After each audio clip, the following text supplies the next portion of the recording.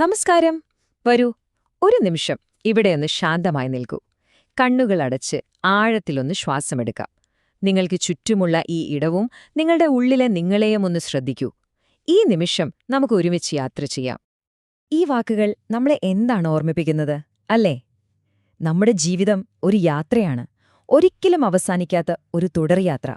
അമ്മയുടെ ഉദരത്തിൽ വെച്ച് അത് അവസാനിച്ചില്ല, അതുപോലെ തന്നെ ഇവിടെ വെച്ചും അത് അവസാനിക്കുന്നില്ല. നമ്മുടെയൊക്കെ കഥ തുടങ്ങുന്നത് ഇവിടെ നിന്നാണ്, ആ ആദ്യത്തെ സംഗമത്തിൽ നിന്ന്. ശരീരവും ആത്മാവും ആദ്യമായി കണ്ടുമുട്ടിയ ആ ഇടം. അവിടെ വെച്ചാണ് നമ്മുടെ ഭൗതിക യാത്രയുടെ ആദ്യത്തെ ഹൃദയമിടിപ്പ് തുടങ്ങിയത്.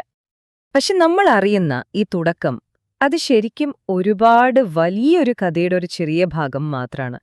6 ഘട്ടങ്ങളിലൂടെ കടന്നു പോകുന്ന ഒരു വലിയ യാത്രയുടെ ഒരു ഭാഗം. ഈ ചിത്രങ്ങളിലൂടെ ഒന്ന് കണ്ണോടിക്കോ. ഇതാണ് ആ യാത്രയുടെ വഴികൾ. ഒന്നാമതായി, ശരീരമൊന്നുമില്ലാതെ ആത്മാക്കളായി നമ്മൾ ജീവിച്ച ഒരു ലോകം.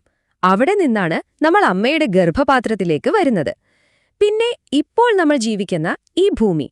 ഇതിന് ശേഷം വരുന്നത് ബർസക് എന്ന ലോകമാണ്, മരണത്തിനും പുനരുത്ഥാനത്തിനും ഇടയിലുള്ള ഒരു ലോകം. പിന്നീട് ഉയിർത്തെഴുന്നേൽപ്പിന്റെ ദിനം. ഒടുവിൽ നന്മകൾക്കും തിന്മകൾക്കും പ്രതിഫലം കിട്ടുന്ന ആ ശാശ്വതമായ ലോകം. അപ്പോ ആത്മാക്കളുടെ ലോകത്തുനിന്ന് നമ്മൾ എന്തിനാണ് ഇങ്ങോട്ട് വന്നത്? ഈ കർമ്മങ്ങളുടെയും പരീക്ഷണങ്ങളുടെയും ലോകത്തേക്ക്.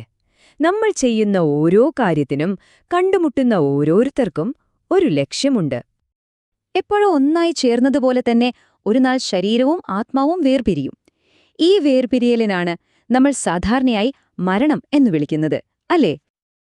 പക്ഷേ ശരിക്കും ഇതൊരു അവസാനമാണോ, അതോ യാത്രയുടെ അടുത്ത ഘട്ടമോ? ഒരു വേർപിരിയലല്ല, മറിച്ച് മറ്റെന്തോ ഒന്നുമായുള്ളൊരു പുനഃസമാഗമത്തിന്റെ തുടക്കമാണെങ്കിലോ? ഈ ഒരു ഉപമ കേട്ടു നോക്കൂ. ഒരു കർഷകൻ വിത്ത് പാകിയിട്ട് വിളവെടുപ്പിനായി കാത്തിരിക്കുന്നതുപോലെയാണ് നന്മകൾ ചെയ്യുന്ന ഒരാൾ തന്റെ സ്രഷ്ടാവിനെ കാണാനായി കാത്തിരിക്കുന്നത്. അങ്ങനെ നോക്കുമ്പോൾ മരണം എത്ര മനോഹരമായൊരു പ്രതീക്ഷയാണ്. അതെ, അപ്പോ മരണം ഒരവസാനമല്ല, അതൊരു വാതിൽ മാത്രമാണ്.